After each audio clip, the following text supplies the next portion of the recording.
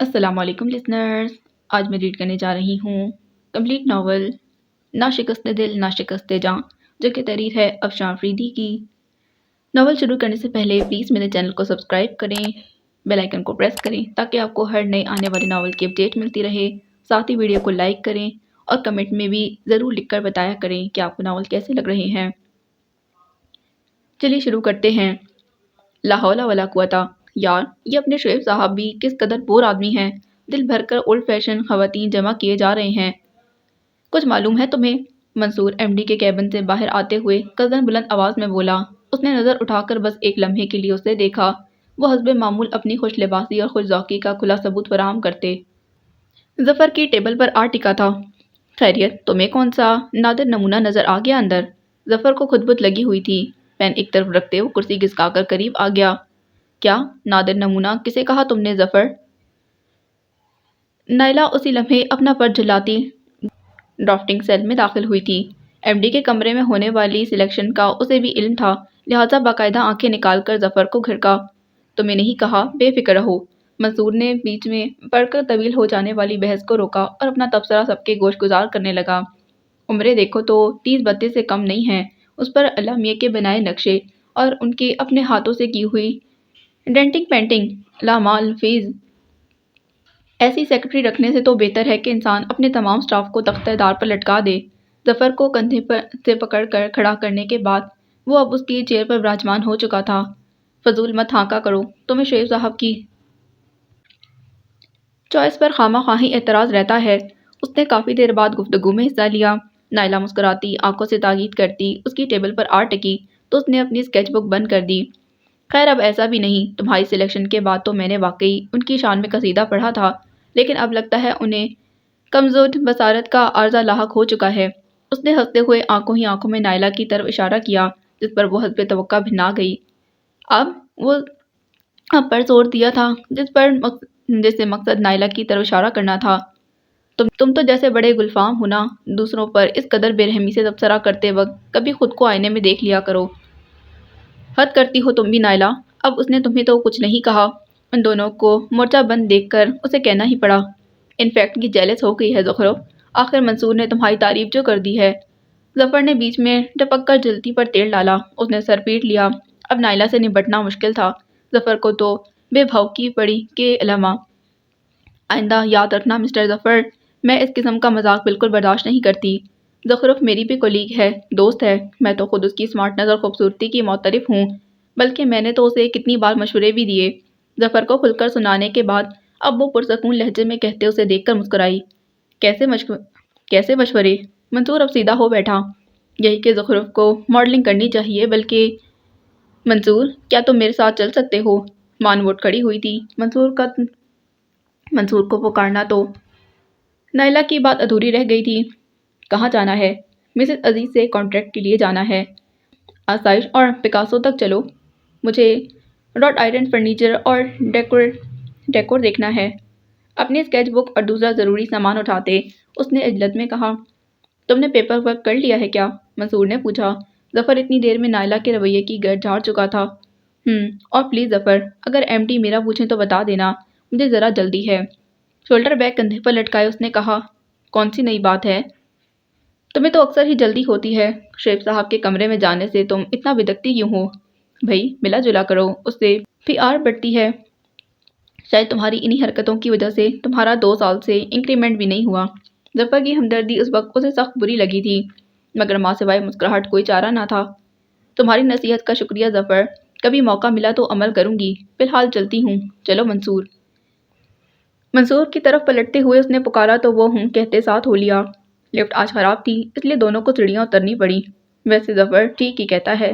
زخرف، تم ناحق شعیب صاحب سے کتراتی ہو. میرا خیال ہے خاصے معقول شخص ہیں وہ. تمہارا سلیکشن بھی انہوں نے ہی کیا تھا. پھر ہمدرد اتنے کہ تمہیں بیک وقت 2 سالوں میں کام کرنے کی اجازت دے رکھی ہے. کرافٹ مین کے ساتھ ساتھ تم انٹیریئر ڈیزائنر بھی ہو. شعیب کنسلٹنٹ ہیں. کیا یہ بڑی بات نہیں؟ اسے اندازہ تھا کہ منصور ایسا ہی کچھ کہے گا، اس لیے پہلے سے تیار تھی. میرا سلیکشن انہوں نے نہیں، ان کے ایکس پارٹنر ایاز صاحب نے کیا تھا، اور انہوں نے مجھے جاب کسی ہمدردی کی بنا پر نہیں دی تھی. میں ڈبل پوسٹ پر کام کر رہی ہوں مگر مجھے انکریمنٹ نہیں دیا جاتا، فرم کی دیگر سہولیات بھی مجھے نہیں ملتی۔ اگر وہ مجھ سے رحم دلانہ رویے رکھتے ہیں تو دوسری طرف سے کیش بھی کروا لیتے ہیں۔ یکدم وہ بہت سنجیدہ اور تلخ لہجے میں بول رہی تھی۔ لڑکیاں طے کرتے منصور بغور اسے سن رہا تھا۔ یہ ان کی ہمدردی نہیں، ایک بزنس ٹکٹ تھا۔ منصور، فائدے کا فائدہ اور شہرت اور ستائش الگ، مگر تم نے پہلے کبھی یہ ڈسکس نہیں کیا؟ اپنی BMW کا دروازہ کھولتے ہوئے منصور قدرے سنجیدہ نظر آ رہا تھا۔ پہلے کبھی کسی نے پوچھا ہی نہیں۔ یوں بھی تم جیسے زمیندار بیک گراؤنڈ سے تعلق رکھنے والے، اپنے والد کی گاڑی کمائی سے خریدی BMW کے AC کی خنکی میں سفر کرنے والے، شوقیہ نوکری کر کے ایڈونچر پسند طبیعت کو طمانینت کی نیند سلانے والے شخص کو ان تمام حقائق سے علاقہ بھی کیا ہوتا ہے؟ وہ پہلے سے کئی گنا زیادہ ترش اور تیکھی ہو گئی تھی۔ منصور نے قدرے بے چین ہو کر شاکی نظروں سے اسے دیکھا، مگر اس نے قصدن پرواہ نہ کی اور پارکنگ لاٹ کی طرف آ گئی۔ اب دیکھ کیا رہے ہو؟ میں نے کچھ غلط کہا کیا؟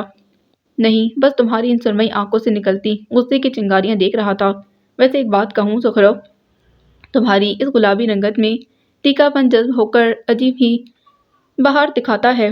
تم غصہ مت کیا کرو، خواہ دل بے ایمان۔ بس زیادہ بکواس مت کرو، اب کار سٹارٹ کرو، مجھے جلدی ہے۔ ہاتھ اٹھا کر اس کا جملہ قطع کیا تو وہ جھلا سا گیا۔ بس کر لیا نا موڈ خراب، آخر تم لڑکیاں خود کو سمجھتی کیا ہو؟ خصوصاً تم مڈل کلاس لڑکیاں، اظہار نہ کرو تو آنچل بھی اڑالتی ہو، اور جب دل کی کیفیت عیاں کرنے لگو تو حیا کا تھان لپیٹ کر چپ جاتی ہو 7 مردوں میں۔ پہلے آسائش چلنا، اس کے بعد پکاسو۔ اور ہاں، آج مجھے جلدی ہے، اس لیے تم ہی ڈراپ کر دینا۔ اس کی طویل شکایت کا یہ جواب تھا۔ منصور نے گہری سانس بھر کر یوں نفی میں سر ہلایا جیسے نا امیدی کے سوا کچھ نہ ہاتھ لگا ہو، اور کار سٹارٹ کر دی۔ آسائش میں اس نے کافی وقت لگایا۔ چند ایک سادہ ڈیزائن اسے اچھے لگے تھے۔ منصور کا موڈ حسب عادت 10 منٹ بعد خود ہی ٹھیک ہو گیا۔ یکدم اس کے چلتے قدم ایک چھوٹے سے بیبی بیڈ کے قریب آ کر رک گئے۔ گلابی بلشمنگ بلینکٹ اور نرم پروں والے تکیے میں جانے کیا تھا، وہ ٹھٹک گئی۔ کیا ہوا؟ کیا یہ پسند آ گیا ہے مس عزیز کے لیے؟ منصور اس کی پشت پر تھا، وہ کچھ چونک سی گئی۔ خفیف سے جھرجھری لے کر آگے بڑھی تو وہ پیچھے چلا آیا۔ پکاسو میں اسے حسب توقع چیزیں پسند آ گئی تھیں تو وہ ان کی ڈیل منصور کے حوالے کر کے کار میں آ بیٹھی۔ تھکن سے جسم شل ہوا جا رہا تھا۔ ڈیفینس میں ایک چھوٹا سا کاٹیج نما یونٹ بنگلہ مسز عزیز کے لیے اس نے ہی ڈیزائن کروایا تھا۔ کنسٹرکشن مکمل ہونے کے بعد اس کی ڈیکوریشن، کلر سکیم اور فلورنگ سکیم وغیرہ اس کے سر آ گئی تھی۔ بس یا کچھ اور؟ رسید اور کارڈ سلپ اس کے ہاتھ میں تھماتے منصور نے پوچھا تو اس نے چونک کر آنکھیں کھول دیں۔ پتہ ہی نہیں چلا کہ کب وہ آیا اور کب اندر بیٹھا۔ بس آج کے لیے تو اتنا ہی کافی ہے، بقیہ کام کل ہوگا۔ فی الحال تو تم مجھے فوراً Karachi school of art drop کر دو کیونکہ مجھے آج جلدی پہنچنا ہے وہاں۔ تمام چیزیں اس نے فائل میں لگاتے ہوئے نئی فرمائش داغ دی۔ وٹ؟ وہاں کیا کام ہے تمہیں؟ منصور کے تفکر بھرے اصرار پر اس نے ایک ثانیے کے لیے اس کی طرف دیکھا اور گہری سانس بھر کر اسے اطلاع وہم پہنچائی۔ میری کلاس ہے وہاں، میں فوٹو شاپ کر رہی ہوں آج کل۔ اوہ! منصور نے اس کے جواب پر ایک طویل سانس کھینچی۔ گرافک ڈیزائننگ کر رہی ہو؟ پوچھ سکتا ہوں کیوں؟ بس ایک ایڈورٹائزنگ ایجنسی کے لیے کاپی رائٹنگ کی پارٹ ٹائم جاب کر رہی تھی۔ میں نے سوچا میں گرافک ڈیزائننگ سیکھ لیتی ہوں۔ یوں بھی اس فیلڈ میں گرافک ڈیزائنر کی جتنی ویلیو ہے اتنی ہی کمی بھی ہے۔ اچھی سیلری مل سکتی ہے مجھے بعد میں، وہ مسرور انداز میں بتا رہی تھی۔ منصور نے اسے دیکھا، اس کے حسین چہرے پر امید کی کرنیں چمک رہی تھیں۔ گرے آنکھوں میں تھکن کی سرخی اس کے آس کے رنگوں میں ڈھل گئی تھی۔ تم یہ سب کب سے کر رہی ہو؟ یہ پارٹ ٹائم جاب؟ سال بھر ہوا، وہ بے فکری سے کہہ کر پرس میں چنگن تلاش کرنے لگی تو اس نے کار سٹارٹ کر دی۔ کیا کرو گی اتنے پیسوں کا؟ جہاں تک میں جانتا ہوں تمہاری صرف ایک پھپھو ہے اور ایک تم ہو۔ چھوٹا سا ہی صحیح اپنا گھر ہے، پرکشش جاب اور سیلری معقول۔ کیا پھر بھی تمہارا گزارا نہیں ہوتا؟ وہ پوچھ رہا تھا۔ شام ڈھل رہی تھی، اس لیے دھیرے دھیرے اسٹریٹ لائٹس آن ہونے لگیں۔ گزارا آج کل کس کا ہوتا ہے منصور؟ یوں بھی فیملی ممبر سے زیادہ اس کی اہمیت ہوتی ہے کہ آپ کے اخراجات کتنے ہیں، فی بندہ کتنے پیسوں کی ضرورت ہے۔ چوئنگم اس کی طرف بڑھاتے وہ اعتماد اور اطمینان سے کہہ رہی تھی۔ بقیہ راستہ اسی خاموشی میں کٹا اور منزل مقصود آ گئی۔ یہاں سے کب واپسی ہوگی؟ گھڑی پر نظریں دوڑاتے منصور نے قدرے تشویش سے پوچھا تو وہ دروازہ کھول کر باہر نکل گئی۔ ٹھیک 1.5 گھنٹے بعد۔ میں انتظار کروں؟ میں چلی جاؤں گی۔ اوکے، اللہ حافظ، سی یو۔ ہاتھ ہلاتی وہ عمارت کی اندرونی جانب بڑھ گئی تھی۔ سنو، بمبئی ولا میں بلاک پرنٹس کی زبردست ورائٹی آئی ہوئی ہے، ساتھ چلتی ہو؟ گرافک سے فراغت ملی تو وہ کلائنٹ آرڈر کی فائل نکال کر بیٹھ گئی کہ نائلہ نے آ کر اسے باقاعدہ جھنجھوڑ ڈالا۔ یار سوری، پلیز میرے پاس بالکل بھی پیسے نہیں ہیں۔ واٹ؟ اس کی اطلاع پر نائلہ تو چیخی اٹھی۔ کچھ خدا کا خوف کرو، ابھی کل ہی تو سیلری ملی ہے سب کو، رات کیا شور اڑا کر لے گئے سب۔ تم جا کر شمع کے ساتھ شاپنگ کر لو، نئی نئی سیکرٹری لگی ہے، اچھی ڈریسنگ کا خط ہے اسے بھی، تمہارے لیے بالکل مناسب ساتھی ہوگی۔ یوں بھی میرے کلائنٹ آنے والے ہیں، میں میٹنگ روم میں جا رہی ہوں۔ سب کو ہری جھنڈی دکھاتی فائل اور پیپرز اٹھا کر چلتی بنی۔ دیکھا تم نے، یہ ہمیشہ اس طرح ہمیں دبا دیتی ہے، مجال ہے جو کبھی میرے ساتھ اس نے کوئی پروگرام رکھا ہو، کبھی کبھی تو یہ مجھے کوئی مسٹری لگتی ہے۔ منصور سے مخاطب نائلہ کچھ سنجیدہ ہو چلی تھی۔ منصور کی آنکھیں اس کے جملے پر گہری تشویش کا تاثر دینے لگیں۔ چھوڑو یار، اپنا اپنا سٹائل ہوتا ہے، ممکن ہے زخرف کا کوئی پرسنل پرابلم ہو جسے وہ ڈسکس نہ کرنا چاہتی ہو اور اسے چھپانے کے لیے ایسا رویہ اختیار کرتی ہو۔ ظفر نے معاملہ فہمی اور مثبت اپروچ کے اظہار کے طور پر کہا۔ نائلہ چمک گئی اس کی بات پر۔ ایسا کچھ نہیں ہے زخرف کے ساتھ، اگر ہوتا تو پتہ چلتا اس کے انداز سے۔ کچھ لوگ بہت گہرے ہوتے ہیں نائلہ بیوی، سمجھ کے بھی سمجھ نہیں آتے۔ ظفر یکدم گہرے فلسفیانہ لہجے میں بولا تو وہ دونوں قدرے چونک کر اس کی طرف مڑے تھے اور کچھ ایسی نظروں سے اسے دیکھا کہ وہ گڑبڑا گیا۔ کہیں پڑھا تھا میں نے، دبے دبے لہجے میں بولا تو وہ دونوں بے اختیار ہنس پڑے۔ اتوار کے علاوہ ہفتے کو بھی چھٹی ہوتی تھی، اس لیے صبح جاگتے ہی ایک بار پھر تکیے میں سر گھسا کر سو گئی، مگر چونکہ زیادہ دیر سونے کی عادت نہیں تھی اس لیے 9:30 بجے سے زیادہ سو نہ سکی۔ شاور لے کر جس وقت اپنے کمرے سے نکلی، پھپھو کچن میں مصروف تھیں۔ صبح بخیر، سفید بینڈ میں ریشمی بالوں کو جگڑتے ہوئے وہ ان کے قریب پڑے اونچے سے اسٹول پر آ بیٹھی۔ صبح بخیر، آج کے دن تو سکون سے سو لیا کرو، کیا تمہارا آرام کرنے کو دل نہیں چاہتا؟ اسے دیکھتے ہی انہوں نے فریج سے آٹا نکال لیا۔ چھٹی والے دن پراٹھے آملیٹ کی عیاشی اسے اچھی لگتی تھی، وہ بھی پھپھو کے بسط اصرار پر، ورنہ تو ہاف ٹوسٹ اور ایک مگ چائے، ناشتہ ختم۔ ہم پر بہت ہی چیزیں حرام ہیں پھپھو، ان میں سے ایک آرام بھی۔ ویسے آپ زیادہ فکر مت کیا کریں، بہت ڈھیٹ بہت سخت جان ہوں، اتنی آسانی سے مرنے والی نہیں۔ گرم چائے مگ میں ڈال کر لبوں سے لگاتے بہت اطمینان سے بولی تھی، مگر جواب میں پھپھو کی اتنی سخت اور شاکی نظروں نے فرمائش کی کہ وہ ندامت سے ہنس پڑی۔ زبان سے اچھی باتیں نکالا کرتے ہیں بچے، تم اپنی ساری مایوسیوں کو خود پر سوار کر کے جب اس طرح باتیں کرتی ہو نا تو مجھے ایسا معلوم ہوتا ہے کہ جیسے میں نے تمہیں کچھ نہیں دیا، اپنا آپ شکستہ لگتا ہے۔ میں جانتی ہوں تمہارے باپ جتنی آسائش۔ پلیز پھپھو، میں نے یہ تو نہیں کہا آپ سے۔ اس نے ایک دم بے چین ہو کر ان کا ہاتھ تھامتے لبوں سے لگا لیا۔ تمہاری ماں نہیں مگر میری ساری دعائیں تمہارے ہی نام ہیں میری جان۔ نم نم آنکھوں والی وہ عورت اس کے لیے کئی رشتوں کا عنوان تھی، وہ بے ساختہ ان سے لپٹ گئی۔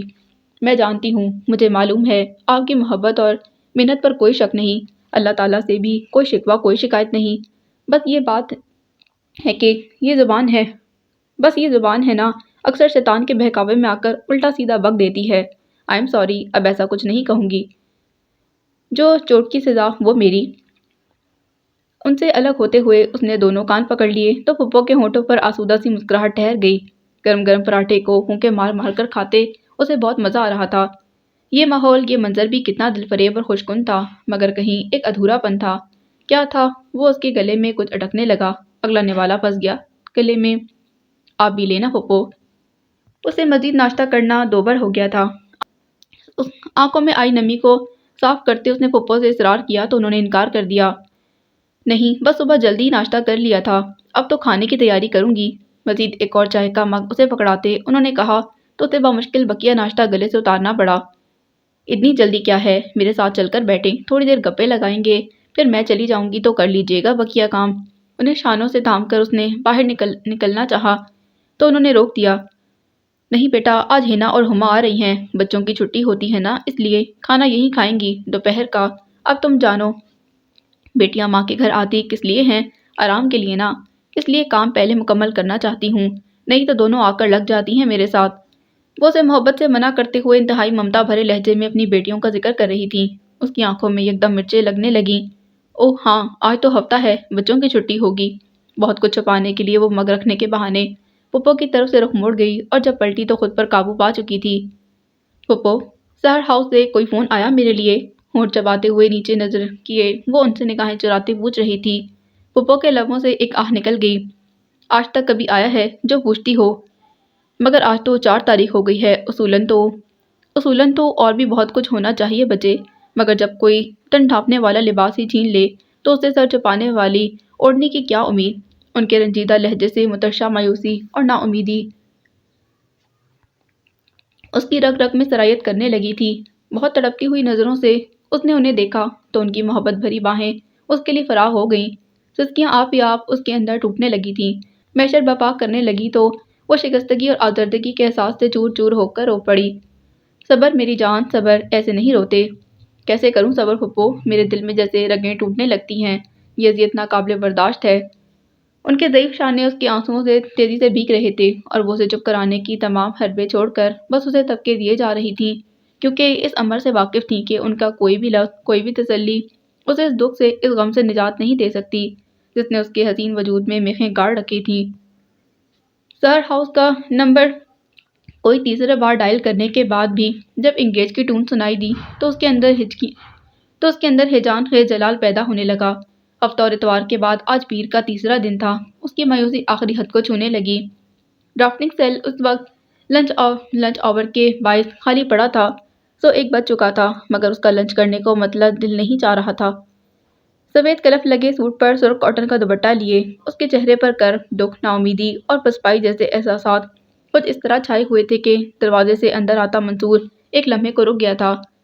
کسی گہری سوچ کی پرچھائیاں اس کے سرمئی آنکھوں میں ہلکورے لے رہی تھیں، جس سے شہابی رنگت قدرے مانند پڑ رہی تھی۔ لائٹ گولڈن براؤن بال چٹیا سے باہر نکل کر ادھر ادھر پریشان پھر رہے تھے۔ وہ شاید اسے یوں ہی دیکھتا رہتا کہ اچانک باہر سے کوئی بولتا ہوا گزرا تو وہ چونکا۔ ویسے اس وقت کسی شاعر کا حزین تخیل کسی غزل کا پہلا مصرع اور کسی مصور کا اچھوتا سا شاہکار لگ رہی ہو۔ وہ دروازے سے ہی بولتا چلا آ رہا تھا۔ وہ یوں ہی خالی نظروں سے اسے دیکھے گئی۔ کیا ہوا؟ کیا آج بہت سمارٹ لگ رہا ہوں؟ اس کی بولتی آنکھیں مقناطیسی حصار کھینچ رہی تھیں۔ زخرف سر جھٹک کر پھیکے سے انداز میں مسکرا دی۔ بہت خوش فہمی ہے اپنے سے متعلق، نائلہ ٹھیک کہتی ہے، تمہیں آئی سائٹ چیک کروا لینا چاہیے اب۔ نائلہ کی چھوڑو، اپنی بتاؤ تم کیا کہتی ہو؟ اس کی ٹیبل پر ایک انداز سے ٹکتے وہ بڑی دلجمعی سے پوچھ رہا تھا۔ یہی کہ تمہیں صرف آئی اسپیشلسٹ کو ہی نہیں بلکہ کسی سائیکیٹرسٹ کو بھی دکھا کر چیک کروا لینا چاہیے۔ جملے کی تکمیل کے ساتھ ہی ایک کلکل کرتا نکرائی کہکا فضا کے حوالے کرتے وہ ذرا دیر پہلے والے حزن تاثر کو زائل کر گئی تھی۔ کہتے کو تو بہت کچھ ہے مگر کیا کروں، کبھی کبھی بات کا کوئی جواب نہیں بن پاتا مجھ سے۔ قدرے چہپنے کا تاثر دیتا وہ ہنس کر بولا۔ بھئی میری بات کا جواب صرف اور صرف خاموشی کے سوا کچھ ہوتا بھی نہیں، اس لیے تمہارے حق میں یہی خاموشی بہتر ہے۔ اینی ہاؤ یہ بتاؤ کہ آج کیا روزہ رکھا ہوا ہے؟ لنچ کا ارادہ نہیں ہے تو؟ نائلہ نے بتایا تم اوپر ہو تو سوچا تمہیں بھی لے چلوں۔ آج آفس کیفیٹیریا میں لنچ کرنے کے بجائے کسی ریسٹورنٹ کا موڈ ہو رہا ہے، تم بھی چلو۔ ٹیبل سے اتر کر وہ اس کے سامنے آ کھڑا ہوا۔ اس کی فرمائش ایسی تھی کہ زخرف کے ہنستے لب یکدم ایک دوسرے میں بھج گئے، چہرے پر سنجیدگی اتر آئی تھی۔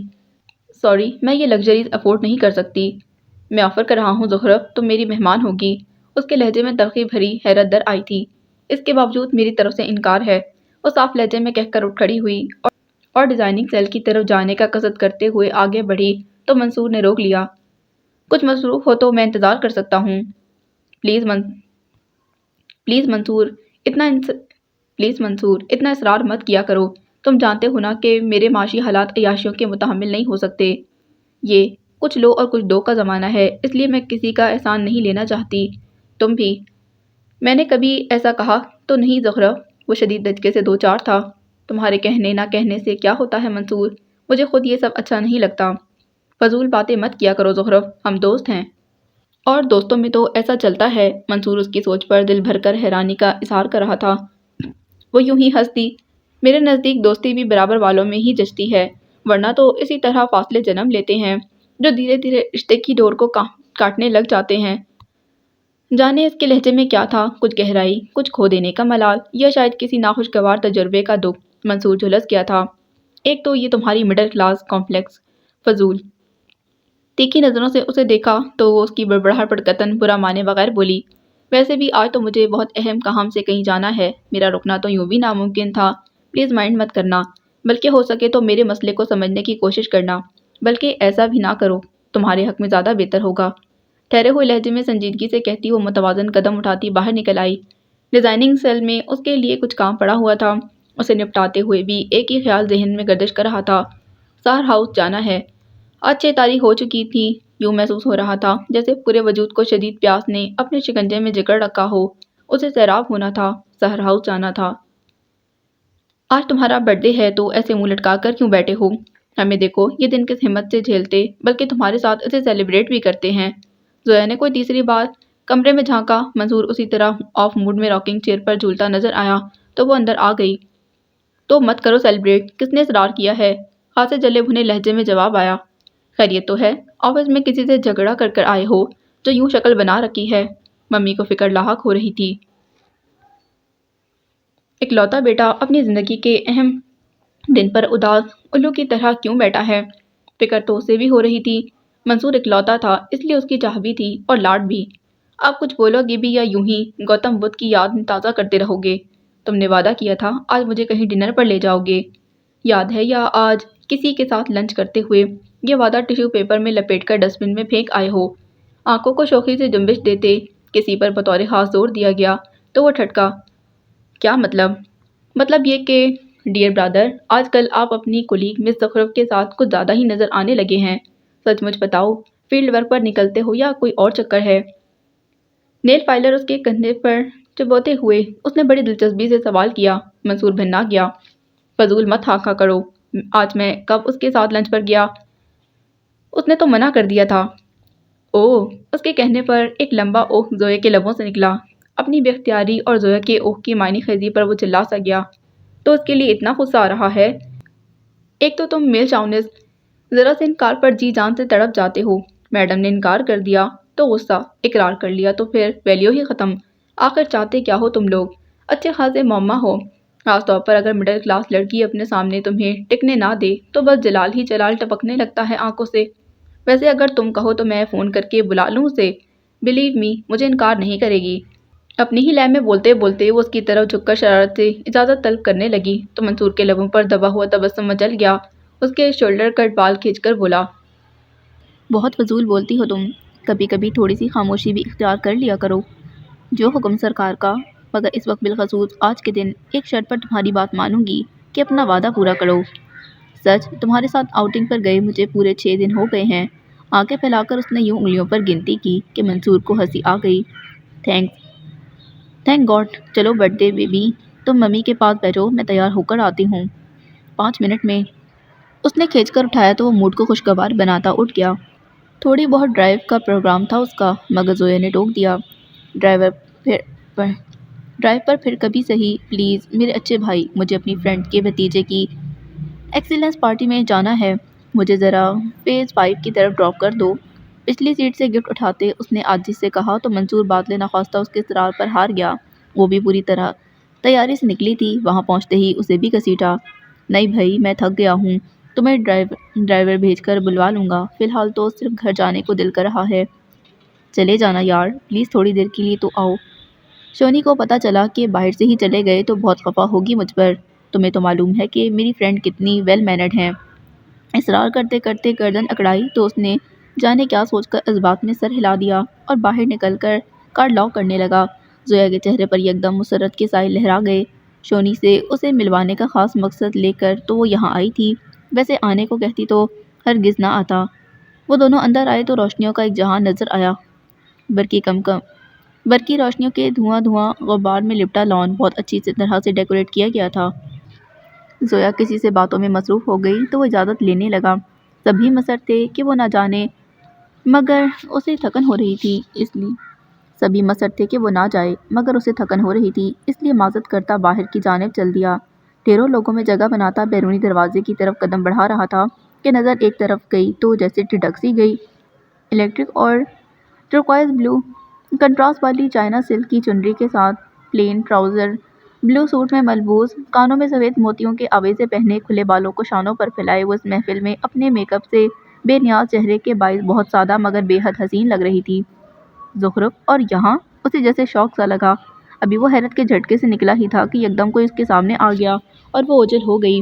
پھر جہاں جہاں ڈھونڈ سکتا تھا اسے ڈھونڈا مگر وہ دوبارہ نہیں ملی۔ زویا نے اسے دیکھا تو دور سے اشارے سے پوچھا اور نفی میں سر ہلاتا باہر نکل گیا۔ خاصی دیر ہو چکی تھی، اسے اپنا وہمہ سمجھ کر کار میں آ بیٹھا اور گھر کے راستے پر ڈرائیو کرنے لگا۔ اماں، آپ اسے سمجھائیں نا، چھوڑ دے یہ نوکری۔ یقین مانے صدف کا باپ ہر وقت طنز کر کے میرا جی چلاتا رہتا ہے۔ ہما کی آواز اس کی نیند میں خلل ڈالنے کا موجب بنی۔ اتوار والے دن دوپہر کو سونے کی کبھی کبھار عیاشی مل جاتی تھی، مگر آج ہما کے طفیل وہ آدھ گھنٹے سے زیادہ سو نہ سکی۔ اس کی بیداری اظہار کرتی آواز ایک دم سماعتوں کا حصہ بنی۔ وہ اٹھ بیٹھی۔ کیا کہتا ہے؟ پھپھو کی آواز میں قدرے تھکن تھی۔ کہنا کیا ہے؟ تانے دیتا ہے، کہتا ہے میں آپ سے ملنے نہ جایا کروں کہ یہاں زخرف رہتی ہے، طرح طرح کے مردوں کے ساتھ گاڑیوں میں گھومتی پھرتی ہے یہ لڑکی، کہیں اس کا اثر مجھ پر نہ پڑ جائے۔ وہ اپنا دکھڑا رو رہی تھی کہ پھپھو نے گھبرا کر اسے قریب کھینچا۔ آہستہ بول بچے، وہ سو رہی ہے، سن لیا تو کتنا خراب ہوگا اس کا موڈ۔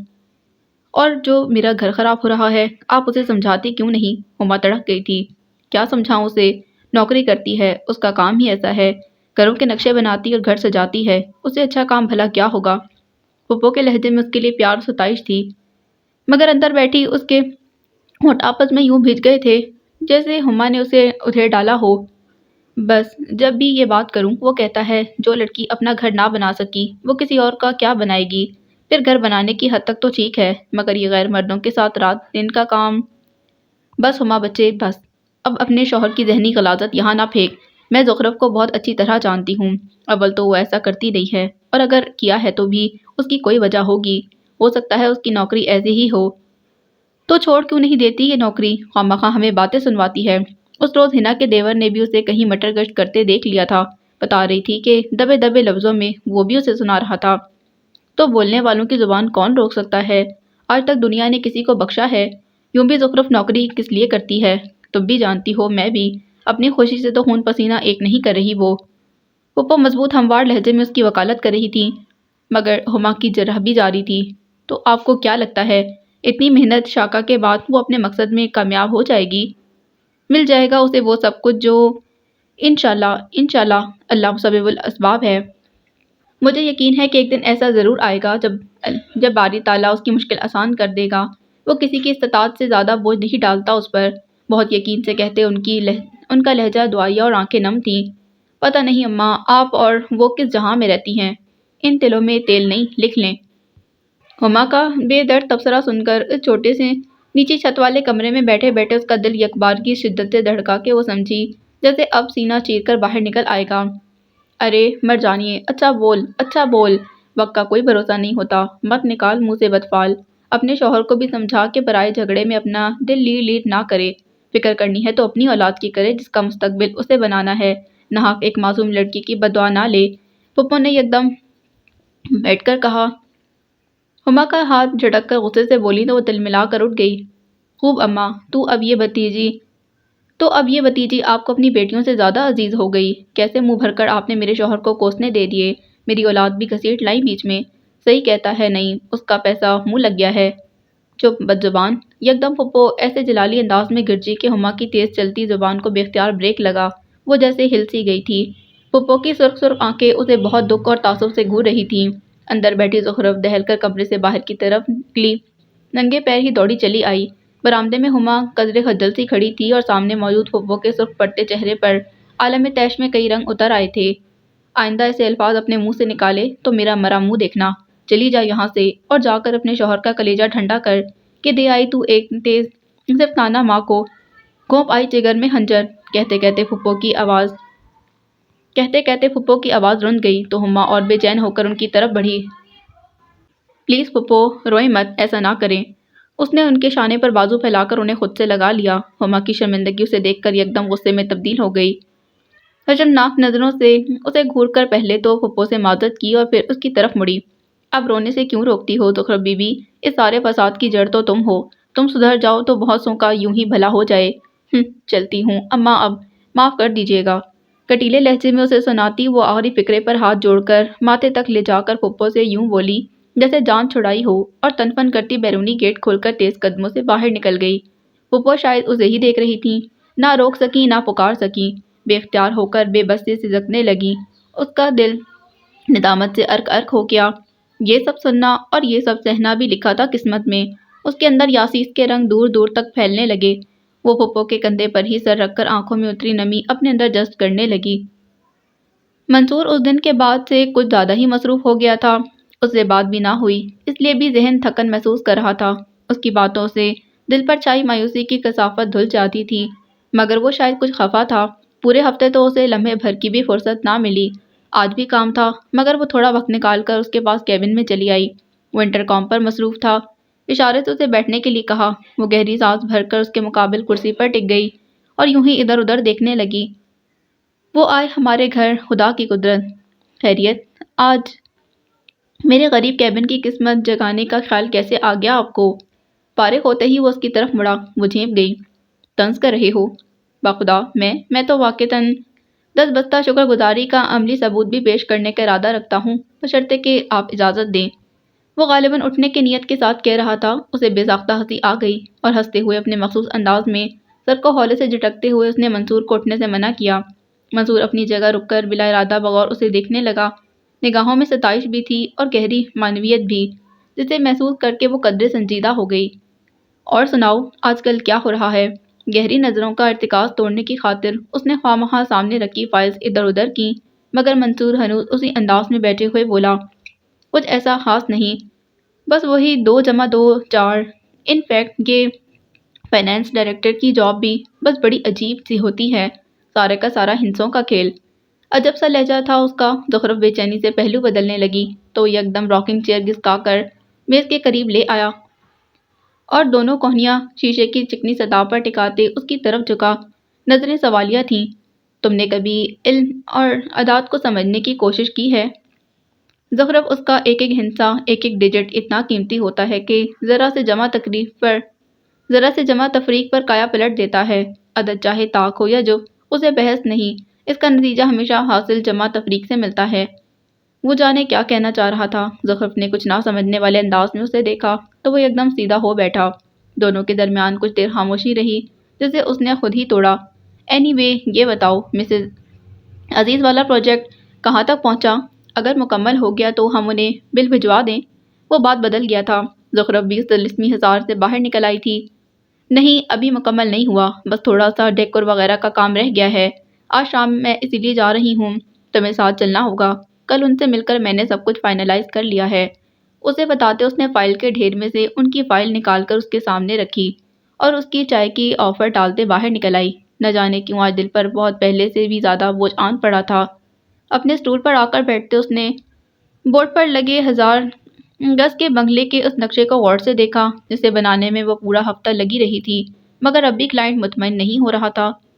پتہ نہیں کیوں ہر چیز میرے خلاف ہوتی جا رہی ہے، شاید اس لیے کہ میں تھک رہی ہوں۔ شکستگی میرے روم روم میں اترنے لگی ہے، مگر مجھے ہارنا نہیں ہے۔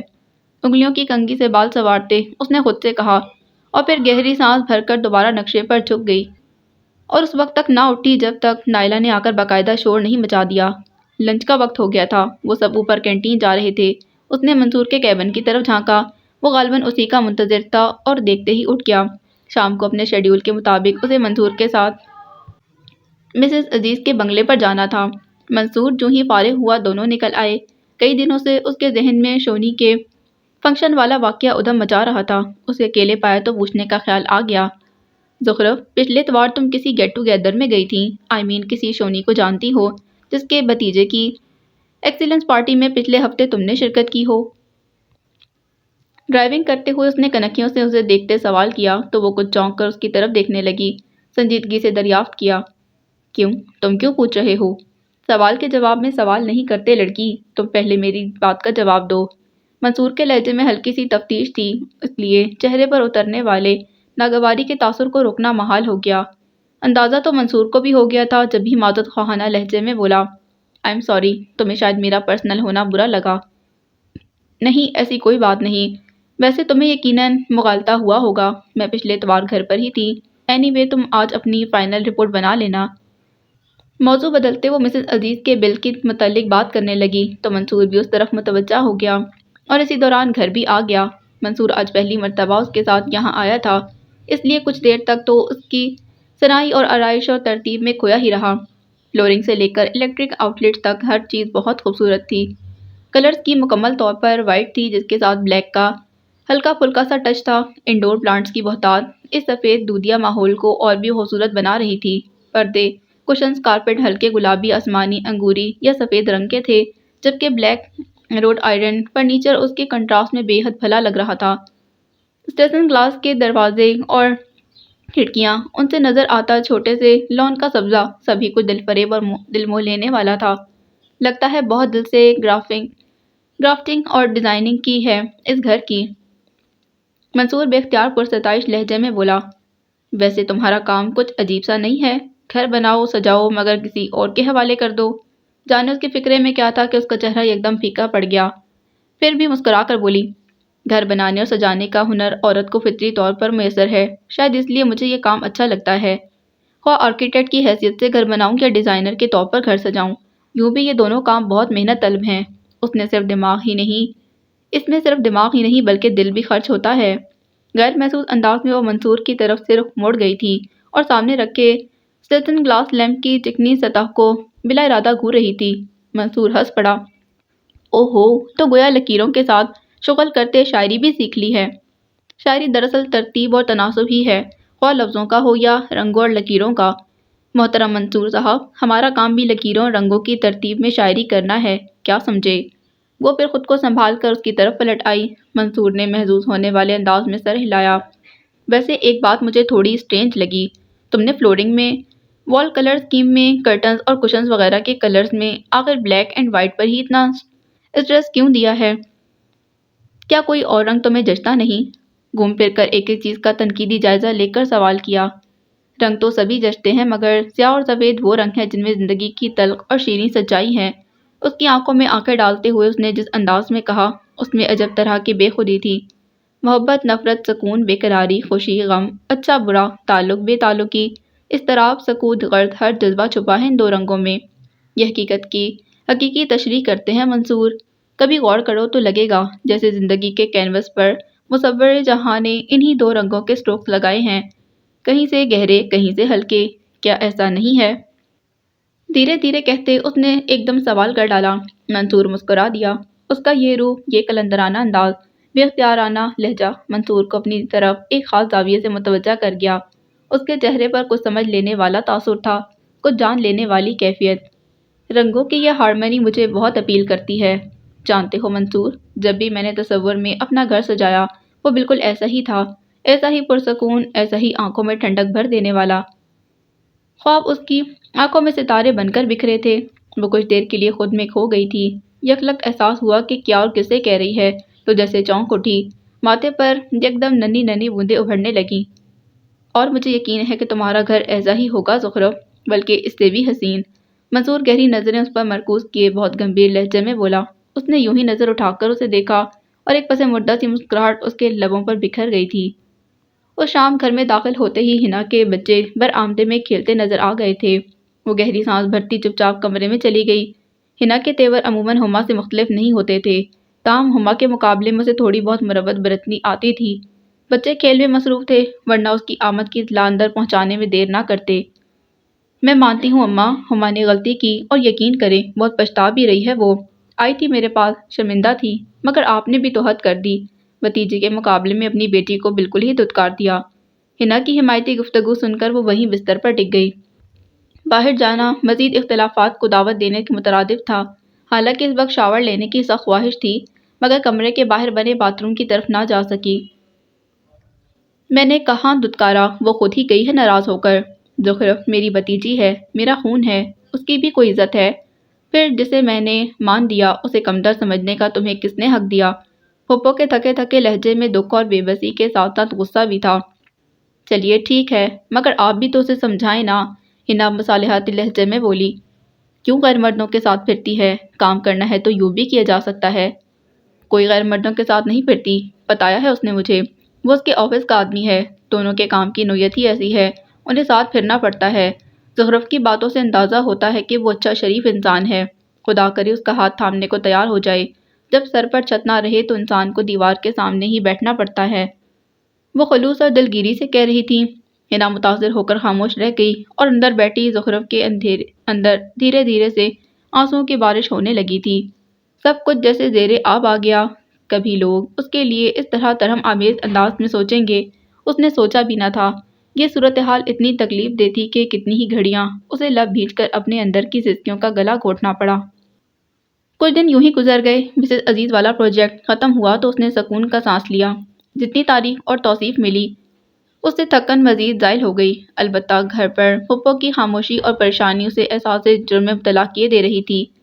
اس کی وجہ سے انہوں نے ہما کو برا بھلا تو کہہ دیا تھا، مگر اب یہ ملال انہیں بیمار کیے دے رہا تھا۔ وہ جانتی تھیں مگر کچھ کر نہیں سکتی تھیں، البتہ ان کا دل بہلانے کی ہر ممکن کوشش کرتی۔ آئیے پھپھو، سامنے والے پارک میں چلتے ہیں، آپ کا دل بہل جائے گا۔ اس روز اس نے کہا تو پھپھو دھیرے سے ہنس کر منع کرنے لگیں۔ تم یہ بتاؤ سہر ہاؤس گئی تھیں؟ 3 ہفتے ہو گئے، اس نے گہری سانس کھینچتے کہا۔ اب کب جاؤ گی؟ اسی ہفتے۔ سچ پھپھو، جیسے جیسے دن گزرتے جا رہے ہیں مجھے اپنے صبر کا پیمانہ لبریز ہوتا محسوس ہو رہا ہے۔ کبھی کبھی تو لگتا ہے جیسے میرا دل ہی دھڑکنا بند ہو جائے گا۔ نہ بچی نہ، پھپھو نے اس کے لہجے سے جھلکتے دکھ پر تڑپ کر اسے سینے سے لگا لیا تھا۔ ایسے نہیں کہتے، خدا تعالیٰ لمبی حیاتی دے۔ وہ تو ہلو، پتہ نہیں پھپھو ایسا ہوگا بھی کہ نہیں، ابھی تو اپنی سب ہوگا انشاءاللہ سب، تم فکر نہ کرو، وہ اسے دلاسا دے رہی تھیں۔ اس نے پھپھو کو دیکھا جو خود رنجیدہ تھیں مگر اسے خوشی کی امید دلا رہی تھیں۔ بڑھتے محبت سے مغلوب ہو کر اس نے یک دم ان کا ہاتھ پکڑ کر لبوں سے لگا لیا۔ میں آپ کا دکھ سمجھتی ہوں پھپھو، جدائی کے دکھ کو مجھ سے بہتر کون جان سکتا ہے۔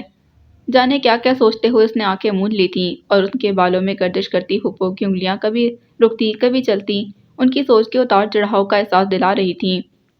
اس روز اس کے بہت کہنے پر بھی پھپھو نے باہر جانے کی حامی نہیں بھری۔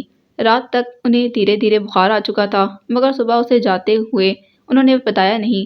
وہ ان کا زرد چہرہ دیکھ کر کچھ متردد ہو گئی مگر آفس آنا بھی ضروری تھا۔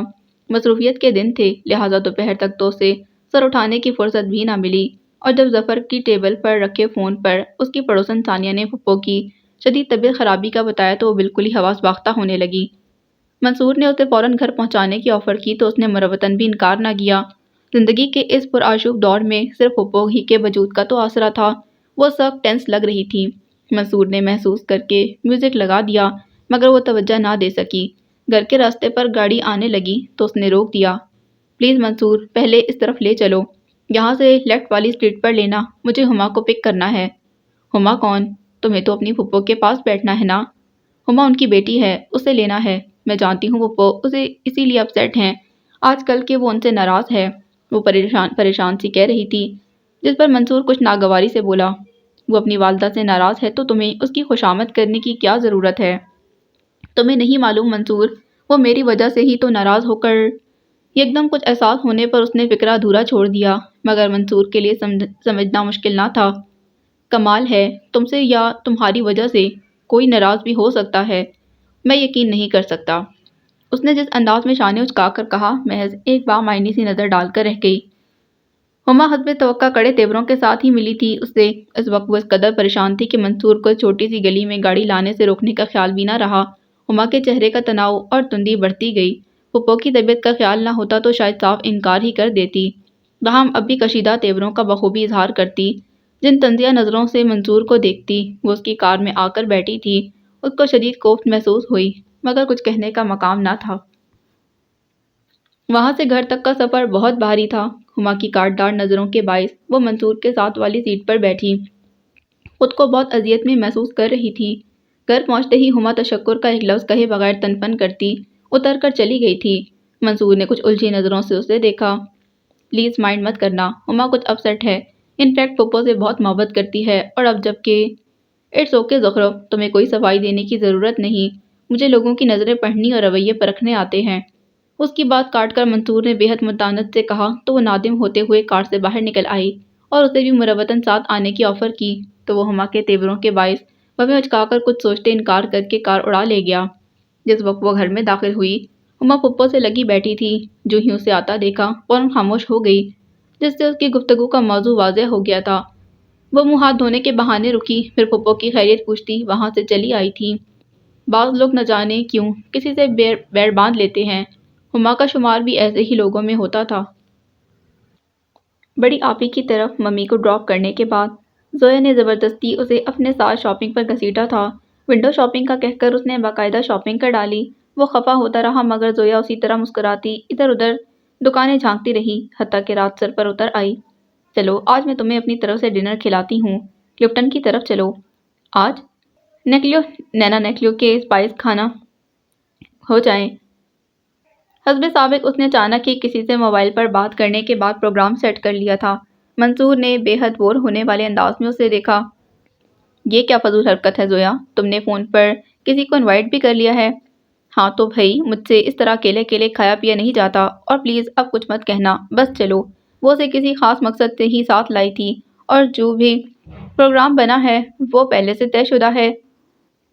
نیکلیو نینا کی کارنر ٹیبل والی کرسی پر بیٹھی شونی کو دیکھ کر اس کی قیاس کی تصدیق ہوئی۔ زویا کے ہر انداز سے عیاں تھا کہ وہ کیا چاہتی ہے۔ ساحلوں کی ہوا بھی گواہ تھی۔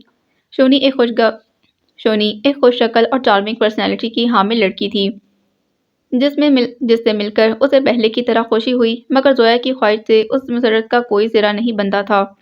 ڈنر سرو ہونے کے بعد کافی دیر تک وہ لوگ باتیں کرتے رہے۔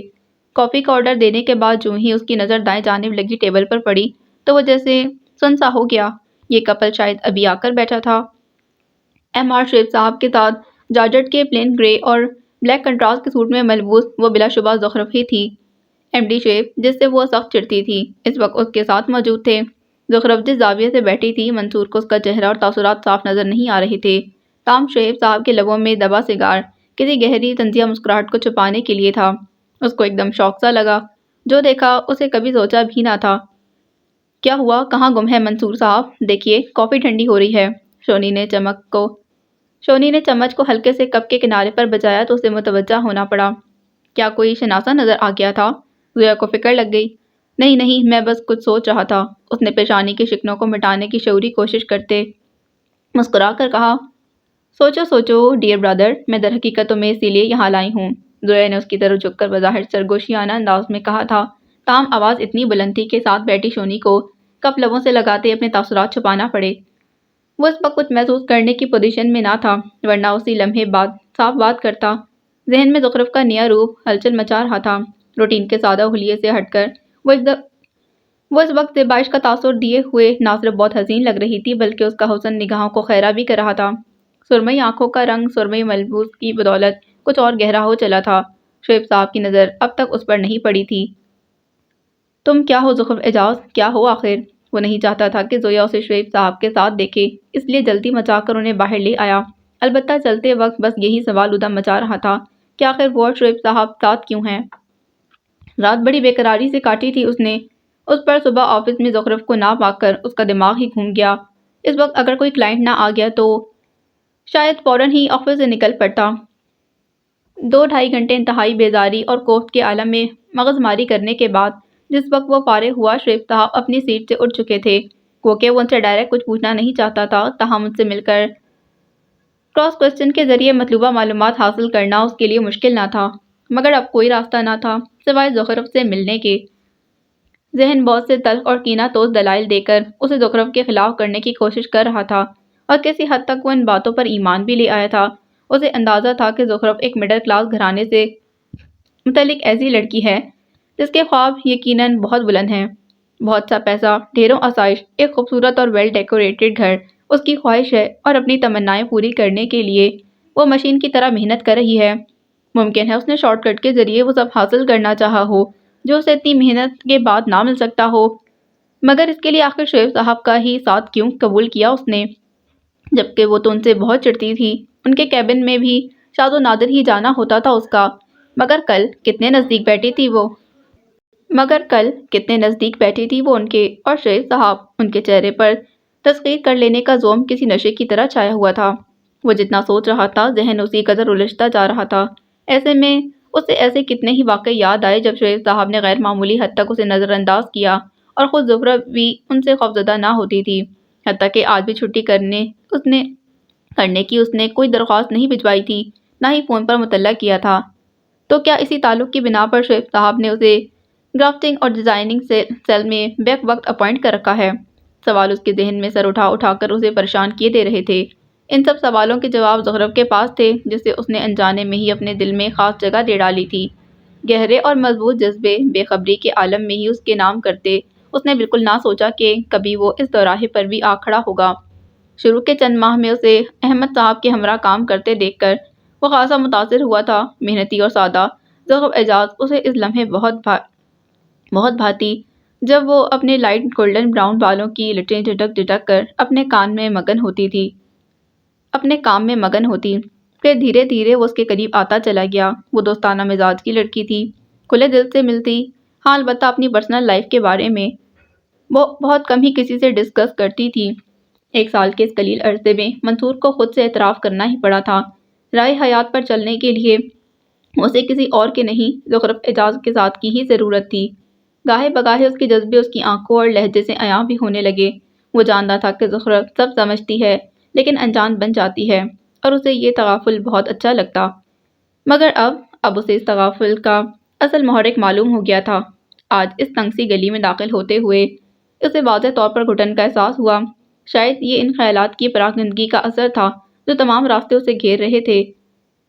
گھر کا دروازہ قدرے کھلا ہوا تھا۔ وہ جس قدر تیزی سے گیٹ تک آ گیا یکدم جھجک گیا تھا۔ برآمدے کو جھاڑو سے دھوتی بے تحاشا ہستی زخرف کو جری سے جھانک کر دیکھتا وہ ٹھٹک سا گیا اور پھر کچھ سوچے بغیر دروازہ دھکیل دیا۔ سامنے ہی ایک 4 سال کا خوبصورت بچہ ہاتھ میں پائپ لیے پانی ڈال رہا تھا۔ کبھی اس کا رخ زخرف کی طرف کر دیتا تو وہ ہنستے ہنستے بے حال ہو جاتی اور وہ بچہ بھی ہنس دیتا۔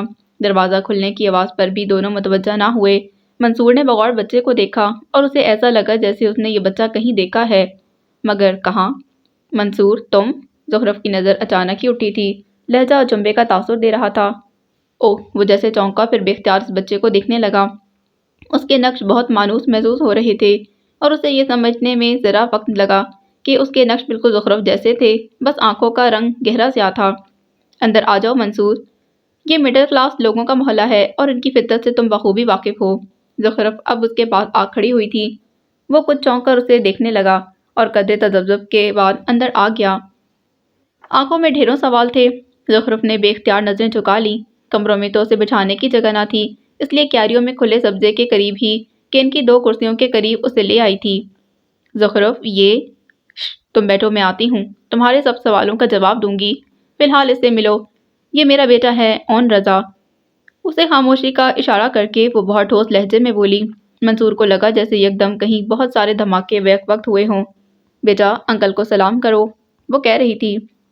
Hello uncle. بچہ اس کے کہنے سے آگے بڑھا۔ پر اعتماد اور ذہین نظریں اسے دیکھ کر چمک رہی تھیں۔ ننھا سا ہاتھ مسافے کے لیے بڑھایا تو منصور نے گہری سانس بھر کر بمشکل اپنے آپ پر قابو کیا۔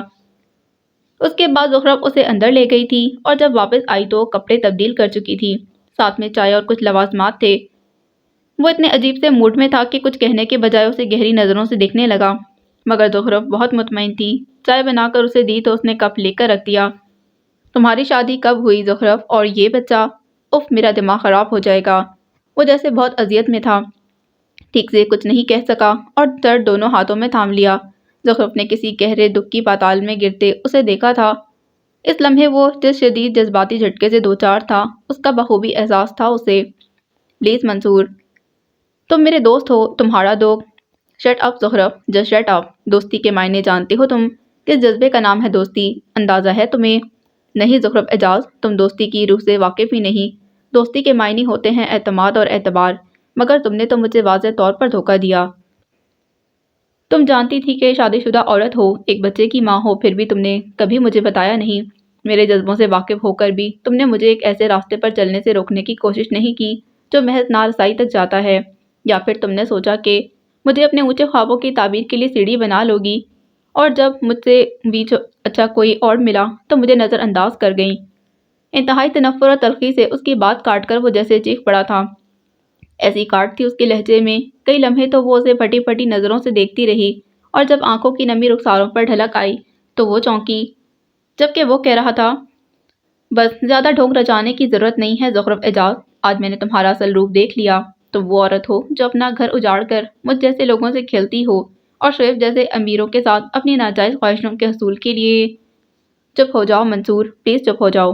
یکدم وہ بے قراری سے چیخ گئی تھی۔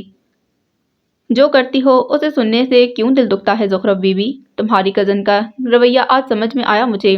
تم مڈل کلاس لڑکیاں اونچی اڑان اڑنے کے لیے کئی جگہ بسیرا کرتی ہو، شاید اسی لیے ہر بار تمہیں ایک نئے ساتھی کی ضرورت ہوتی ہے۔ ویسے بائی دا وے، تم کسی کی بیوی ہو یا صرف ماں ہو اپنے بیٹے کی؟ چٹا یکدم پوری فضا جیسے تھرا گئی تھی۔ زخرف کا سفید مومی ہاتھ منصور کے رخسار پر پڑا۔ تمانچے کی آواز سے زیادہ منصور کے پیوستہ لبوں کی خاموشی نے ہلا دیا تھا در و دیوار کو۔ میرا بیٹا میرے نکاح کا ثبوت ہے منصور احسان، میرے شوہر کی تمام جائیداد کا اکلوتا وارث ہے۔ یہ تمہارے ایم ڈی محمود رضا شریف کا بیٹا ہے۔ بے تحاشا غصے اور اشتعال سے وہ کانپ رہی تھی۔ منصور کو لگا جیسے اس نے ایک اور تھپڑ دے مارا ہو۔ اس کا سفید چہرہ شدت جذب سے سرخ ہو رہا تھا، سرمئی آنکھوں میں جیسے چنگاریاں سلگ رہی تھیں۔ یہ کیا کہہ رہی ہو زخرف؟ حیرت اور ندامت سے اس کا لہجہ پست ہو گیا۔ وہی کہہ رہی ہوں جو تم سن رہے ہو۔ میں نے کل تمہیں ریسٹورنٹ سے نکلتے دیکھ لیا تھا منصور، مگر اندازہ نہ تھا کہ کٹہرے میں اتنی جلدی لا کھڑا کرو گے۔ طنز اور استہزاء سے اس کا لہجہ منکار بنا ہوا تھا۔ منصور کے ماتھے پر بے تحاشا پسینے کی بوندیں چمکنے لگی تھیں۔ تم نے ابھی ذرا دیر پہلے کہا تھا نا کہ دوستی کا مطلب ہے اعتماد اور اعتبار، پھر مجھ پر اتنا بڑا الزام۔ غصے سے کہتے اس کا گلا رن گیا تھا اور منصور عرق کے ندامت میں جیسے ڈوبنے لگا۔ زخرف کی سسکیاں گونج رہی تھیں، ہاتھوں میں چہرہ چھپائے وہ جانے درد کی کن منزلوں سے گزر رہی تھی۔ منصور کا رواں رواں اذیت محسوس کر رہا تھا۔ معافی مانگنے کا اہل تو نہیں، مگر پلیز زخرف، میں کتنا شرمندہ ہوں، تم اندازہ نہیں کر سکتی۔ میرے دل میں تمہارے لیے جو جذبے ہیں انہوں نے مجھے اتنا تلخ کر دیا کہ میں تعصب سے سر جھٹکتے وہ جس لمحے میں کہہ رہا تھا زخرف ایمان لے آئی تھی۔ بمشکل خود پر کنٹرول کرنے کے بعد جب اس نے سر اٹھایا تو منصور اٹھ کھڑا ہوا۔ اب چلوں گا، ہو سکے تو مجھے معاف کر دینا۔ بہت شکستہ قدموں سے چلا تھا۔ زخرف نے چند لمحے کچھ سوچا اور پھر اسے پکار لیا۔ پلیز منصور، ایک اچھے دوست کی حیثیت سے میرے دکھ کی داستان سن کر میرے درد کا بوجھ تو ہلکا کر جاؤ۔ وہ سب سن لو جو میں آج تک کسی سے کہہ نہ سکی۔ وہ کہہ رہی تھی۔ منصور شدت سا اسے دیکھتا رہا اور جب چل کر اس کے نزدیک آیا تو اس کے اعتبار نے دل کی تمام کثافت کو دھو ڈالا تھا۔ رضا میری خالہ کا اکلوتا بیٹا تھا اور میں اپنی ممی کی اکلوتی بیٹی۔ بچپن سے ہی انہوں نے میری نسبت نزا سے ٹھہرا دی تھی۔ وہ مجھ سے عمر میں 12 سال بڑا تھا، تاہم اس کے باوجود بھی ممی پاپا کو اس بات پر اعتراض نہ ہوا، شاید اس لیے کہ انہیں میری فائنینشیل سیکیورٹی عزیز تھی۔ پاپا ایک مڈل کلاس آدمی تھے جن کی ایک بہن یعنی پھپھو تھیں جو اپنی 2 بیٹیوں کے ساتھ ایک چھوٹے سے کوارٹر میں رہتی تھیں۔ ہم ان کے ہاں کبھی کبھار ہی آیا کرتے۔ دراصل ممی کو ان سے ملنا پسند نہ تھا۔ میرے پاپا کی وہی روایتی سی کہانی تھی کہ اپنے باس کی بیٹی سے انہیں محبت ہو گئی اور پھر شادی کے بعد وہ ممی کے ہاتھوں میں کٹ پتلی بن کر رہ گئے۔ حتیٰ کہ ممی نے اپنے بھانجے سے مجھے منسوب کر دیا۔ پاپا تب بھی کچھ نہ بولے۔ پھپھو کو البتہ اس بات کا بہت قلق تھا۔ میری منگنی پر انہوں نے رضا کے اکڑ رویے اور کھردرے مزاج کو اچھی طرح جانچ لیا تھا۔ انہیں مجھ سے وہی والہانہ محبت تھی جیسی کہ اکثر پھپھوؤں کو ہوتی ہے۔ گہری پرسوچ نظریں سامنے کی دیوار پر مرکوز تھیں اور منصور اس کے لہجے کے اتار چڑھاؤ کو محسوس کر رہا تھا۔ پھر یوں ہوا کہ انٹر کے بعد میں نے آرکیٹیکچر انجینئرنگ میں ایڈمیشن لے لیا اور رضا اپنا بزنس اسٹیبلش کرنے میں لگ گیا۔ رضا کے والد یعنی میرے خالو ایک کامیاب بیوروکریٹ تھے جنہوں نے اپنی زندگی میں رضا کے لیے وہ کچھ کما کر چھوڑا کہ اگر وہ ساری زندگی بیٹھ کر بھی کھاتا تو کم نہ پڑتا۔ ممی اپنے جذباتی فیصلے پر کبھی کبھی پچھتاتی تو پاپا سے خوب لڑتی جو ان کے والد کی طرف سے ملنے والے بزنس کے شیئرز کو اپنی ناتجربہ کاری کی بنا پر کئی بار عظیم نقصان پہنچا چکے تھے۔ میری خالہ بہت عظیم عورت تھی، ممی کو کرتا دیکھتی تو بہت افسردہ ہوتی، اسی لیے انہوں نے مجھے بچپن میں ہی ممی سے مانگ لیا تھا، جبکہ رضا بالکل اپنے والد کی طرح اکڑ، خود سر اور خود پسند تھا۔ بہرحال وقت کا کام گزرنا ہے سو گزرتا رہا، مگر میری تعلیم مکمل ہونے سے پہلے ہی ایک حادثے میں پاپا اور ممی کی وفات ہو گئی۔ بہت ہی سخت اور کڑا وقت تھا۔ خالہ نے مجھے بہت ڈھارس دی اور مجھے سہار ہاؤس لے آئیں۔ پاپا کی وفات کے بعد پتہ چلا کہ ہمارا سارا بزنس قرضے کی بنیاد پر کھڑا ہوا ہے، نتیجتاً نیلامی کی نظر ہو گیا۔ رضا نے خالہ کے کہنے پر بھی مجھ سے ذرا ہمدردی نہ جتائی اور نہ ہی بزنس بچانے کی کوشش کی۔ خالہ ممی کے انتقال سے بہت کمزور ہو گئی تھیں۔ دھیرے دھیرے یہ دکھ انہیں چاٹ رہا تھا، بالخصوص نیلامی اور میری بے بسی نے انہیں بیمار کر دیا۔ بیوگی کے بعد یہ دوسرا بڑا شوق تھا، لہٰذا انہوں نے اپنی زندگی سے مایوس ہو کر میرا اور رضا کا نکاح کر دیا۔ میں ان دنوں آرکیٹیکچر کے فائنل میں تھی۔ رضا جلدی رخصتی کے لیے راضی نہ تھا اور میں بھی اپنی تعلیم مکمل کر کے انٹرنشپ تک کوئی ذمہ داری لینے کے لیے تیار نہ تھی۔ رضا بھی اپنی ایڈورٹائزنگ ایجنسی کھولنے میں مصروف تھا اور یہ اس کا تیسرا بزنس تھا جو اسٹیبلش کرنے میں لگا ہوا تھا۔ مگر میری انٹرنشپ ختم ہونے سے پہلے ہی خالہ کے انتقال نے سب کچھ درہم برہم کر دیا۔ رضا کو میں نے پہلی بار بہت ٹوٹا ہوا دیکھا۔ اس کی شکستگی کے احساس نے مجھے اسے قریب کر دیا، اور یوں رضا نے باقاعدہ فنکشن ارینج کر کے رخصتی کی رسم ادا کر دی تھی۔ ہمارا ولیمہ بھی بہت شاندار رہا۔ حقیقی معنوں میں نے خوشی کے احساس کو اس وقت محسوس کیا تھا۔ سارے دکھ جیسے رضا کی میت میں مجھ سے کنی کترا گئے تھے، مگر یہ سب بہت تھوڑے مدت کے لیے تھا۔ اچانک مجھے احساس ہوا جیسے رضا مجھ سے کچھ اور چاہتا ہے۔ میں نے اسے جذباتی سہارا دیا، اس کے گھر کو ایک اچھی لڑکی کی طرح سجایا سنوارا، مگر وہ کچھ اکھڑا اکھڑا رہنے لگا، اور ایک دن میرے اصرار پر اس نے کہہ ہی ڈالا۔ وہ چاہتا تھا کہ میں اس کی ایجنسی کے لیے ماڈلنگ کروں۔ در حقیقت اس نے مجھ سے شادی اس لیے کی تھی۔ پاپا کے قرضے کی رقم کچھ اس نے بھی ادا کی تھی، کیونکہ نیلامی کے بعد بھی واجبات مکمل طور پر ادا نہ ہو سکے تھے۔ مجھ پر اس کا احسان تھا۔ میرے انکار کی صورت میں اس نے یہی احسان مجھ پر دھونس کی صورت مسلط کر دیا، تو میں مجبور ہو گئی، اور یوں رضا مجھے اس فیلڈ میں لے کر آیا۔ یہاں پہنچ کر مجھے احساس ہوا رضا بہت مادہ پرست اور بزنس مائنڈڈ تھا۔ وہ مجھ سے بھی اسی طرح کام لیتا جس طرح دوسروں سے لیتا تھا۔ میرا کام ابھی میڈیا پر نہیں آیا تھا۔ میں صرف شوز وغیرہ میں ماڈلنگ کرتی، مگر دھیرے دھیرے رضا مجھے پیپر ماڈلنگ کے لیے تیار کرنے لگا۔ میں ان دنوں تخلیق کے مرحلے سے گزر رہی تھی۔ میں نے صاف انکار کر دیا تو رضا نے مجھے گھر سے نکال دیا۔ گہری سانس لیتے وہ ذرا دیر کو رکی۔ دھونکی کی طرح چلتی سانس سے یوں لگ رہا تھا جیسے وہ میلوں دور سے چلتی ہوئی آئی ہو۔ زندگی کے عظیم حادثے اور واقعات سناتے ہوئے وہ زیر و زبر کر دینے والے احساسات کی گرفت میں تھی۔ منصور نے بے اختیار اس کے کندھے پر اپنا ہاتھ رکھ کر اسے جیسے دلاسا دیا۔ وہ وقت بھی بہت کڑا تھا منصور، میں بالکل بے یار و مددگار تھی۔ پپا نے مجھے سہارا دیا اور ان کے پیدائش تک وقت جیسے تیسے کاٹ ہی لیا۔ اس کی پیدائش نے جہاں مجھے بے تحاشا خوشیاں دیں، وہیں اخراجات کے اضافے نے مجھے گھر سے نکلنے پر مجبور کر دیا۔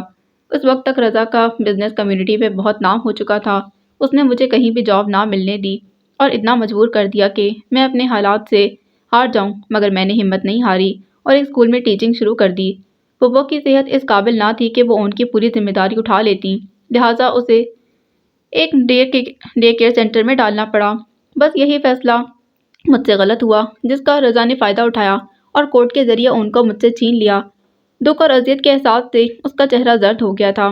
منصور کا ضمیر اسے ملامت کیے جا رہا تھا۔ کتنا غلط سمجھا تھا اس نے زخرف کو، اس کے حالات کتنے تکلیف دہ تھے۔ ایک مرد کی 27 عورت نے اپنے اور اپنے بیٹے کے بقا کے لیے جو جدوجہد کی تھی وہ قابل تعظیم تھی۔ اس کا سر جیسے منو بوجھ سے جھکا جا رہا تھا، چہرے پر بے تحاشا تناؤ کی کیفیت تھی۔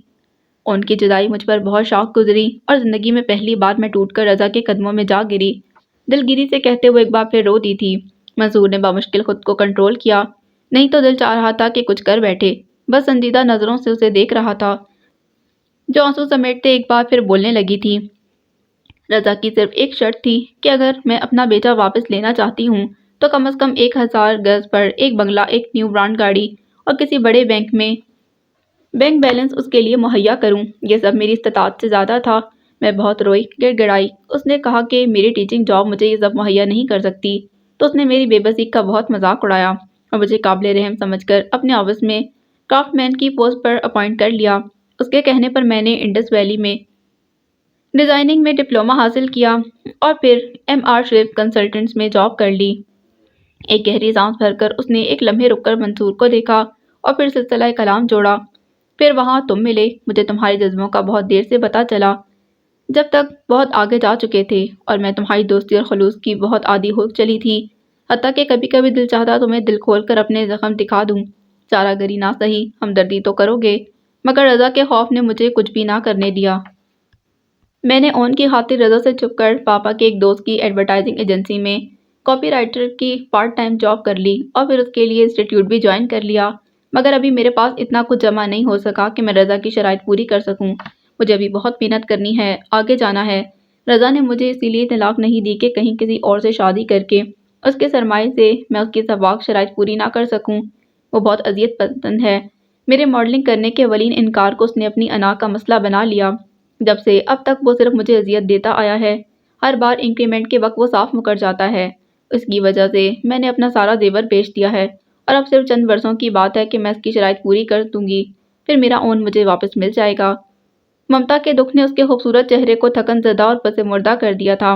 منصور کا ضبط سے سرخ ہوتا چہرہ اس لمحے بالکل ڈھیلا پڑ گیا تھا۔ جب اس کے لہجے میں عزم صمیم محسوس کیا۔ اور تم کیا سمجھتی ہو شعیب تمہیں اتنی آسانی سے تمہارا بیٹا واپس کر دے گا؟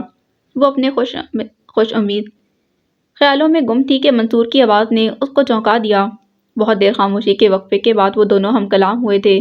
زخرف قدرے چونک کر اسے دیکھنے لگی۔ کیا مطلب؟ مطلب یہ زخرف کہ جو شخص اپنے بیٹے کو اپنی بیوی کے لیے سزا بنا سکتا ہے وہ سزا کو بڑھا بھی سکتا ہے۔ مان لو کہ تم اس کی شرائط پوری کر دیتی ہو اور وہ مکر جاتا ہے تو نہیں، رضا ایسا نہیں کر سکتا۔ اس نے مجھ سے وعدہ کیا ہے اور ایک طرح سے وہ ٹھیک ہی کہتا ہے۔ اگر میں اپنے بیٹے کو ایک کامیاب مستقبل اور ایک آسودہ حال نہیں دے سکتی تو مجھے اسے حاصل کرنے کا بھی کوئی حق نہیں، وہ مضبوط لہجے میں بولی تھی۔ اور اسے حق ہے جو نہ کبھی تمہارے ساتھ پرخلوص تھا اور نہ آج اچھے کردار کا مالک ہے۔ منصور کے ترش لہجے پر زخرف نے بے ساختہ کہا۔ میں ٹھیک کہہ رہا ہوں زخرف، کیا تم نہیں جانتے کہ رضا کتنے کمزور کردار کا آدمی ہے؟ وہ آج بھی اپنی زندگی رنگینیوں میں گزار رہا ہے۔ جب تک میں تمہارے متعلق جانتا نہیں تھا اس معاملے سے خود کو دور ہی رکھتا رہا، مگر آج میں تمہیں بتاؤں کہ شعیب کے در حقیقت اور بھی کئی کارنامے ہیں۔ نہیں منصور، مجھے کچھ بتانے کی ضرورت نہیں، میں سب جانتی ہوں۔ رضا بہت مختلف نیچر کا آدمی ہے، میں اس کے ساتھ بچپن سے ہی رہی ہوں۔ وہ مجھے دکھ دینے کے لیے اپنی ذات کا ایک متعفن پرت میرے سامنے خود کھولتا ہے، وہ ہارے ہوئے لہجے میں بولی تھی۔ تو پھر تم نے خود کو ایک جھوٹی امید کے سہارے کیوں باندھ رکھا ہے زخرف؟ وہ شخص صرف تمہیں ضائع کر رہا ہے، تمہاری زندگی سے کھیل رہا ہے، تمہیں مجبور اور بے بس کر دیا ہے اس نے، آزاد ہوتے ہوئے بھی تمہارے پر کاٹ رکھے ہیں اس نے، تمہاری اڑانیں اس کی حدود تک وقف ہیں اور اس کے بعد تم اس کے نشانے پر ہو۔ منصور جیسے حیرت اور دکھ سے گھائل ہوا جا رہا تھا اور زخرف تحیر اور تعصب کی تصویر بنی اسے دیکھ رہی تھی۔ ایک دم تشویش نے اسے اپنے شکنجے میں جکڑ لیا۔ وہ سالوں سے ایک خوشگمانی کے احساس کے چھاؤں تلے خارزاروں میں برہنہ پا چلتی آئی تھی، مگر اس موڑ پر آ کر سامنے کھڑی منزل کا سراغ منصور نے اس کی آنکھوں سے پردہ ہٹاتے واضح کر دیا تھا۔ اوہ میرے خدا! اس نے اپنے دونوں ہاتھوں پر سر گرا لیا تھا۔ کم آن، ہمت نہ ہارو زخرف، تم تو میری ذات کی مضبوطی ہو، میں تمہیں ہارتا ہوا نہیں دیکھ سکتا۔ پلیز میری بات مانو، تم اون کو لے کر کراچی سے چلی جاؤ، میں سب انتظام کر دوں گا۔ یقین کرو ایک اچھے دوست کی حیثیت سے تمہاری مدد کرنا چاہتا ہوں، میری بات سمجھنے کی کوشش کرو۔ اس کے بے یقین نظروں کے ارتکاز پر اس نے کچھ متاثر اور پشیمان ہوتے ہوئے کہا، یقین کرو ابھی جو تمہیں اپنے لفظوں سے دکھ پہنچایا صرف اس کا ازالہ کرنا چاہتا ہوں۔ تم ماں ہو ان کی، اسے لے جاؤ یہاں سے۔ شعیب ایک بیمار ذہن کا آدمی ہے، وہ تمہیں کبھی جیتنے نہیں دے گا۔ میں اس کی ذہنیت سے تم سے زیادہ واقف ہوں، بہت ساتھ رہا ہے میرا اور اس کا۔ تم نے کبھی سوچا ہے کہ اگر اس نے اون تمہیں لوٹا بھی دیا تو بھی وہ تمہیں خود سے علیحدہ نہیں کرے گا؟ کیا تم ساری زندگی اس کے نام پر پابند رہنا چاہتی ہو؟ وہ پوچھ رہا تھا۔ زخرف کا چہرہ ایک دم زرد پڑ گیا۔ وہ مزید رضا کے ظلم نہیں سہ سکتی تھی، اس کے سخت ہاتھوں کا تشدد اسے آج بھی یاد تھا۔ ایک جھرجھری لے کر وہ جیسے تڑپ کر کرسی سے اٹھ کھڑی ہوئی۔ نہیں کے واضح الفاظ اس کی آنکھوں میں تحریر تھے۔ تو پھر سوچو مت، میرے چچا ہائی کورٹ کے ایکس جج رہ چکے ہیں، تم فکر مت کرو، ان سے کہنا ہی کافی ہوگا، تمہیں اگلے چند روز میں ہی شعیب سے نجات مل جائے گی اور ساتھ ہی بیٹا بھی۔ پلیز مجھ پر اعتماد کرو۔ اسے سوچ میں گم دیکھ کر وہ بہت اصرار سے کہہ رہا تھا، خلوص سے یقین دلا رہا تھا۔ مان لو زخرف بچے، مجھے تمہارا یہ ذاتی بہت پرخلوص لگتا ہے۔ ایک دم پپو نے پیچھے سے آ کر اس کے کندھے تھام لیے تو وہ چونک کر مڑی اور ان کے کندھے پر سر ٹکا دیا۔ آنسو خود بخود بہنے لگے، جانے خوشی کے تھے یا دکھ کے۔ آپ اسے تیار کریں پپو، میں ذرا دیر میں ٹکٹ کا انتظام کر کے آتا ہوں۔ یکدم منصور نے خوشی سے ہلکے پھلکے ہوتے پپو سے کہا تو وہ مسکرا دی۔ وہ گیٹ کی طرف بڑھا ہی تھا کہ زخرف کی آواز نے اسے ٹھٹکا دیا۔ منصور، ٹکٹ کے پیسے مجھ سے لے جاؤ، میرے حساب میں لکھ لو زخرف، ابھی تو بہت سے مرحلے باقی ہیں، مجھے یقین ہے جب تم آزاد ہو جاؤ گی تو میرا حساب بے باک کرنے میں تمہیں کوئی اعتراض نہ ہوگا۔ رک کر پلٹ کر بہت گمبھیر لہجے میں کہتے اس نے گہری نظروں سے دیکھا جس پر بے ساختہ نظر جھکا گئی تھی اور پھپھو کے لبوں پر ایک آسودہ مسکراہٹ آ کر رکی تھی۔ بے مول خرید لیا تھا منصور نے ان سے کچھ بھی نہیں چھپایا تھا۔ ان کی ہمت بڑھانے اور حوصلہ افزا باتوں نے اسے انتظار کے وہ سارے کڑے لمحے آسانی سے گزرنے میں مدد دی تھی جن کی صحبتیں کبھی کبھی اسے نا امید کرنے لگتیں۔ پھپھو نے فون پر کئی بار بات کی تھی، وہ اسے ڈھارس دیتی۔ ان کے ساتھ پہلی بار اتنا طویل عرصہ گزارا تھا اس نے۔ خوشی اور تکمیل کے احساس سے وہ لبالب بھر گئی تھی۔ پھر وہی ہوا جیسا منصور نے کہا تھا۔ رضا نے اسے آزادی کا پروانہ لکھ دیا تھا، ساتھ ہی ان کی کسٹڈی کا مسئلہ کورٹ کے ذریعے حل کروا دیا گیا۔ رضا بہت سخت تھا، اسی لیے 5 مہینے تک ڈٹا رہا، مگر اسے ہارنا ہی تھا۔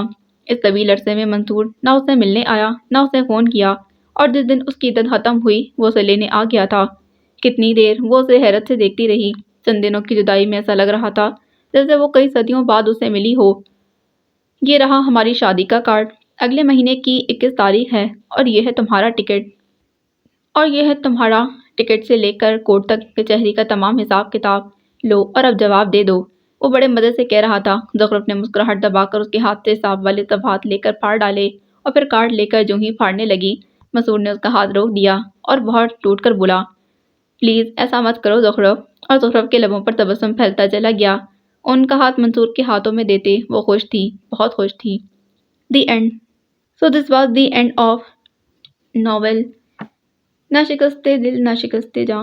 امید کرتی ہوں یہ ناول آپ کو بہت پسند آیا ہوگا۔ اگر آپ کو یہ ناول پسند آیا ہے تو پلیز چینل کو سبسکرائب کریں، ویڈیو کو لائک کریں، کمنٹ میں بھی ضرور لکھ کر بتائیں۔ ملتے ہیں ایک نئے ناول کے ساتھ۔ اللہ حافظ۔